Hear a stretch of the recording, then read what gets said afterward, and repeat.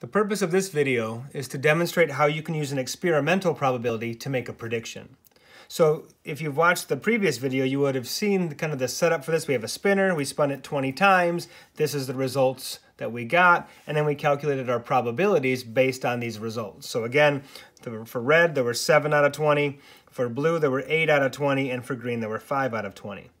Now, what if I said, if I spin this spinner 200 times, what's the number of red regions that show up that I should expect? So how are we going to do this? If I spin it 200 times, how many times can I expect red to show up? Well, based on my experiment, red happens 35% of the time. So what we can do is say 35% or 0.35 and multiply that by 200. And what we'll get is 70. So we can expect that to happen 70 times. What if I said a different question? We're going to spin it 500 times. When I spin it 500 times based on this experiment, how many times can I expect it to turn up blue? Well, blue, we know, in this experiment is 40%. So we can take 40% and multiply that by 500.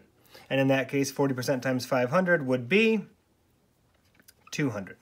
We would expect 200 blues if we spun this spinner 500 times. So we can use our probabilities to then make predictions for a larger number of trials. This was only 20 trials. What if we were doing more, such as 100 or such as 500 as demonstrated earlier in the video?